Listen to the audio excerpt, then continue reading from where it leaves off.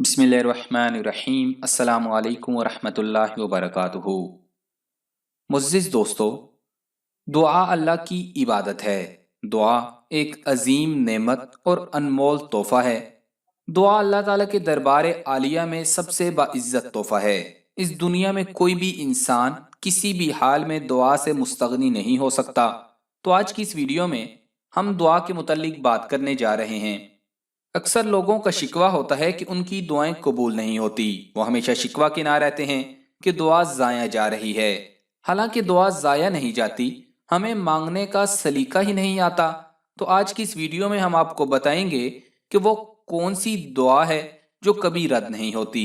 तो वीडियो का बाकायदा आगाज करने से पहले आपको याद दहानी करवाते चलें कि वीडियो को लाइक करें, और अगर अभी तक आपने हमारा चैनल सब्सक्राइब नहीं किया तो हमारा चैनल सब्सक्राइब करके घंटी का बटन जरूर दबा दें, ताकि आपको इस तरह की मजीद इस्लाही और मालूमाती वीडियोस मिलती रहें। दोस्तों, हज़रत अली रजी अल्लाह ताला अन्हो से एक शख्स ने पूछा, ए अली रजी अल्लाह ताला अन्हो, मेरी दुआ कबूल नहीं होती। तो आप रजी अल्लाह ताला अन्हो ने फरमाया, ए अल्लाह के बंदे, जब भी दुआ करो तो तीन काम जरूर करो। एक, गायब के लिए दुआ मांगोगे तो आपकी दुआ भी कबूल होगी, जैसा कि हदीस मुबारका में है। हजरत अब्दुल्ला इब्ने उमर रजी अल्लाह ताला अन्हु से रिवायत है कि रसूल अकरम सल्लल्लाहु अलैहि वसल्लम ने फरमाया, बहुत जल्द कबूल होने वाली वो दुआ है जो गायब के लिए करे। एक और जगह इरशाद है कि हजरत अबू दरदा रजी अल्लाह ताला अन्हु कहते हैं कि रसूल करीम सल्लल्लाहु अलैहि वसल्लम ने फरमाया, जो मुस्लिम बंदा अपने मुसलमान भाई के लिए गायबाना दुआ करता है तो वो कबूल की जाती है। दुआ करने वाले के सर के करीब एक फरिश्ता मुतय्यन कर दिया जाता है। जब वो अपने मुसलमान भाई के लिए भलाई की दुआ करता है तो वो मुतय्यन शुदा फरिश्ता कहता है कि ए अल्लाह, इसकी दुआ कबूल कर। वो ये भी कहता है कि तेरे लिए भी ऐसा ही हो। दूसरी जो बात फरमाई, जब भी दुआ मांगो तो नबी करीम सल्लल्लाहु अलैहि वसल्लम और उनकी आलो औलाद को भी याद रखो, यानी दुआ के अव्वल और आखिर में दुरूद शरीफ पढ़ा करो। जिस दुआ के आखिर में दुरूद शरीफ पढ़ा जाएगा वो दुआ भी कबूल होगी। जैसा कि हदीस मुबारका में है, हजरत फजाला बिन उबैद से रिवायत है कि रसूल अकरम सल्लल्लाहु अलैहि वसल्लम ने एक शख्स को नमाज में दुआ करते हुए सुना, इस हाल में कि उसने ना तो अल्लाह की हम्दो सना की थी और ना नबी करीम सल्लल्लाहु अलैहि वसल्लम पर दरूद भेजा था। आप सल्लल्लाहु अलैहि वसल्लम ने फरमाया, इसने जल्दबाजी से काम लिया।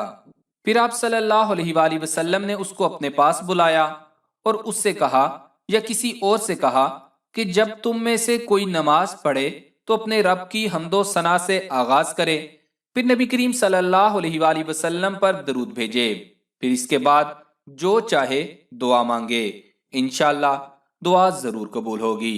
तीसरी बात, अपनी दुआ में अपने नबी करीम सल्लल्लाहु अलैहि वसल्लम को जरूर याद रखा करें।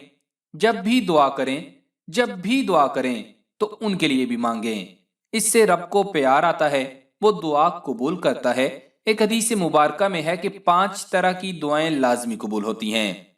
हजरत इब्ने अब्बास रजी अल्लाह ताला अन्हो नबी करीम सल्लल्लाहु अलैहि वसल्लम से नकल करते हैं कि आप सल्लल्लाहु अलैहि वसल्लम ने फरमाया, 5 दुआएं हैं जिन्हें शर्फ कबूलियत से नवाजा जाता है। नंबर 1, मजलूम की दुआ, यहां तक कि वो जालिम से अपने हाथ से या अपनी जुबान के जरिए बदला ले ले। नंबर 2, हाजी की दुआ, यहां तक कि वो अपने शहर और अपने अहलो अयाल के पास वापिस आ जाए या हज से फारिग हो जाए। नंबर 3, जिहाद करने वाले की दुआ, या तालिबे इल्म और अमल में सही कोशिश से फारिग होकर बैठ जाए और दुआ करे। नंबर 4, मरीज की दुआ, यहां तक कि वो अच्छा हो जाए या मर जाए। नंबर 5, एक भाई की अपने भाई के लिए गायबाना दुआ। फिर इसके बाद आप सल्लल्लाहु अलैहि वसल्लम ने फरमाया, इन दुआओं में सबसे जल्दी कबूल होने वाली एक भाई की अपने भाई के लिए गायबाना दुआ है। इसके अलावा दुआ की कबूलियत के बेहतरीन औकात बताए गए हैं, जिन औकात में अगर दुआ की जाए तो अल्लाह ताला इस दुआ को जरूर शर्फ कबूलियत अता फरमाते हैं। इनमें सबसे पहले तहज्जुद के बाद मांगी गई दुआ कबूल होती है। तहज्जुद का वक्त रात का आखिरी वक्त है। उस वक्त लोग ख्वाब गफलत में डूबे होते हैं। कुछ लोग गहरी नींद में मस्त होते हैं, कुछ उस वक्त ही सोने की तैयारी कर रहे होते हैं और आंखें नींद से बोझल होती हैं। اس وقت جب کوئی بندہ میٹھی نیند قربان کر کے اپنے رب کی بارگاہ میں کھڑا ہوتا ہے اور دعا مانگتا ہے، رب کے حضور گڑ گڑاتا ہے اور فریاد کرتا ہے، تو اس کا رب اس کی دعا ضرور سنتا ہے اور بندے کی جائز خواہشات کو ضرور پورا کرتا ہے۔ تہجد کی نماز لاڈلی نماز ہے۔ اس وقت جو دعا مانگی جائے وہ قبول ہوتی ہے۔ یہی وہ وقت ہوتا ہے جب خدا تعالیٰ آسمان دنیا پر کہتے ہیں، ہے کوئی مجھ سے مانگنے والا میں اسے عطا کروں، ہے کوئی رزق کا طالب میں اسے رزق عطا کروں، ہے کوئی مغفرت کا طالب میں اس کی مغفرت کروں۔ اس وقت جو لوگ جاگ رہے ہوتے ہیں، رب سے مانگ رہے ہوتے ہیں، ان کی مرادیں پوری ہو جاتی ہیں، اور جو سوئے ہوتے ہیں وہ شکوہ کرتے رہ جاتے ہیں کہ رب ہماری دعائیں نہیں سنتا۔ دعا قبول ہونے کا دوسرا وقت سجدے کا ہے۔ سجدے کی حالت میں مانگی گئی دعا قبول ہوتی ہے۔ انسان کے لیے سب سے مشکل کام کسی کے سامنے جھکنا ہوتا ہے۔ خوددار اور عزت دار لوگ کسی کے سامنے نہیں جھکتے، وہ پیشانی کو جھکانا ذلت سمجھتے ہیں، وہ جان دے دیتے ہیں مگر کسی کے سامنے گردن نہیں جھکاتے۔ جس پل انسان سجدے کی حالت میں ہوتا ہے، اس پل میں وہ اپنے جسم کے سب سے بلند اور محترم عضو یعنی پیشانی کو اللہ کی بارگاہ میں جھکا کر زمین سے ٹیک رہا ہوتا ہے۔ اللہ کو اپنے بندے کی یہ ادا، یہ عاجزی اتنی پسند آتی ہے کہ وہ اپنے بندے کی اس حالت میں مانگی گئی ہر دعا پوری کر دیتا ہے۔ جھکنا اللہ کو پسند ہے۔ جو اللہ کے سامنے جھک گیا وہ مراد پا گیا۔ دعا قبول ہونے کا تیسرا وقت آذان کا ہے۔ آذان کے دوران مانگی گئی دعا قبول ہوتی ہے۔ آذان سے مراد وہ پکار اور بلاوا ہے جو اللہ کی جانب سے اس کے حکم سے انسانوں کو نماز کے لیے دیا جاتا ہے۔ آذان نام ہی کامیابی کا ہے۔ آذان پکارتی ہے، آئیے کامیابی کی طرف۔ جب انسان اللہ کے اس بلاوے پر لبیک کہتا ہے اور اس کا جواب دیتا ہے تو اس وقت خدا نہ صرف انسان کی دعا سنتا ہے بلکہ اس کو پورا بھی کرتا ہے۔ دعا قبول ہونے کا چوتھا اور بہترین وقت فرض نماز کے بعد کا ہے۔ فرض نماز کے بعد جو دعا مانگی جاتی ہے وہ دعا ضرور پوری ہوتی ہے۔ اللہ نے انسانوں پر دن میں 5 نماز فرض کی ہیں۔ ہم نے فرض کی ادائیگی کی اور بھاگ نکلے، نہ خدا کو یاد کیا اور نہ کچھ مانگا تھا، جلدی سے آئے اور جلدی سے نکل گئے۔ یہ اہتمام کا وقت ہوتا ہے۔ اس وقت جو بھی دعا مانگی جائے وہ قبول ہوتی ہے۔ دعا قبول ہونے کا 5واں وقت بارش کا ہے۔ بارش کے وقت جو دعا مانگی جائے وہ دعا بھی قبول ہوتی ہے۔ بارش اللہ پاک کی رحمت ہے۔ بارش پیاسی زمین کو سیراب کرتی ہے۔ بارش بنجر زمین کو لہلہاتے سبزے سے بھر دیتی ہے۔ بارش مردہ زمین میں روح پھونک دیتی ہے، بند چشمے جاری کر دیتی ہے۔ خدا کی ہر مخلوق کے لیے خوشی اور راحت کا سبب بن کر برستی ہے۔ ایسے وقت میں اللہ تعالیٰ انسان کی دعاؤں کو قبول فرماتا ہے۔ رحمت کے موقع پر رحیم کو یاد کیا جائے تو وہ ضرور سنتا ہے۔ دعا قبول ہونے کا چھٹا وقت سفر کا ہے۔ سفر کے موقع پر کی گئی دعا بھی قبول ہوتی ہے۔ مسافر اللہ کا مہمان ہوتا ہے۔ رب اپنے مہمان کی دعا کو رد نہیں کرتا۔ آج کے دور میں ہم مسافروں سے تنگ آ جاتے ہیں، انہیں پوچھتے نہیں، انہیں کھانا نہیں دیتے۔ جب ہماری یہ حالت ہوگی تو ہماری دعا کیسے قبول ہوگی؟ دعا قبول ہونے کا 7واں وقت افطار کا ہوتا ہے۔ افطار کے وقت مانگی گئی دعا ضرور قبول ہوتی ہے۔ روزہ ایک ایسا عمل ہے جس کے بارے میں رب تعالیٰ نے فرمایا کہ اس کی جزا میں خود دوں گا، اور دوسرا معنی علماء نے کیا ہے کہ روزے کی جزا رب خود ہے۔ روزہ میں انسان سارا دن بھوکا اور پیاسا رہتا ہے، حلال چیز کو بھی نہیں کھاتا۔ جب افطار کے وقت رب سے دعا مانگتا ہے تو اللہ روزہ دار کی تمام دعائیں قبول فرماتا ہے۔ ہمیں دعا مانگنی چاہیے، دعا ضائع نہیں جاتی۔ ندامت اور عاجزی بھی ہونی چاہیے۔ عاجزی اللہ کو بہت پسند ہے، رونے والی آنکھ بھی اللہ کو پسند ہے۔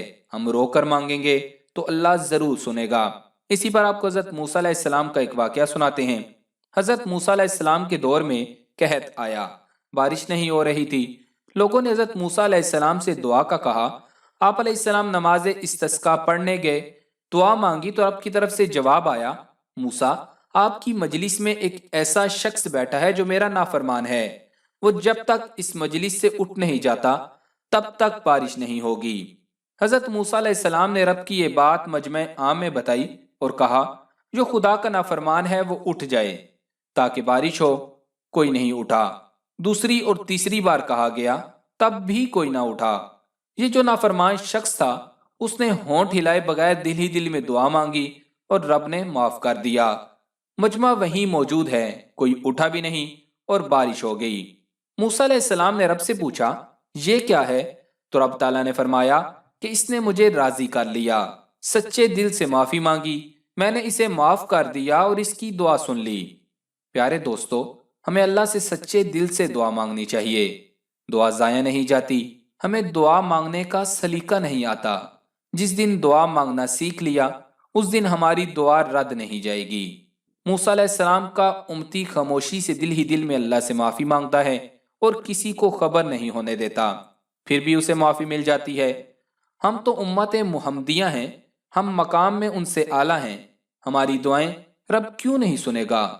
ضرور سنے گا، بس سلیقہ اور وقت دیکھنا چاہیے۔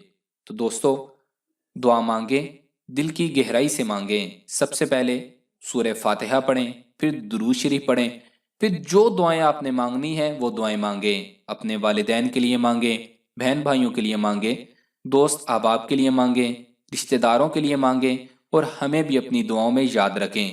اور جب دعا ختم کریں پھر ایک مرتبہ درود شریف پڑھیں اور اس کے بعد دعا کو ختم کریں۔ انشاءاللہ دعا ضرور قبول ہوگی۔ اور اس ویڈیو کو صدقہ جاریہ کی نیت سے زیادہ شیئر کریں تاکہ زیادہ سے زیادہ لوگ اس سے فائدہ اٹھا سکیں، اور ویڈیو کو لائک کرنا مت بھولیے گا۔ جزاک اللہ۔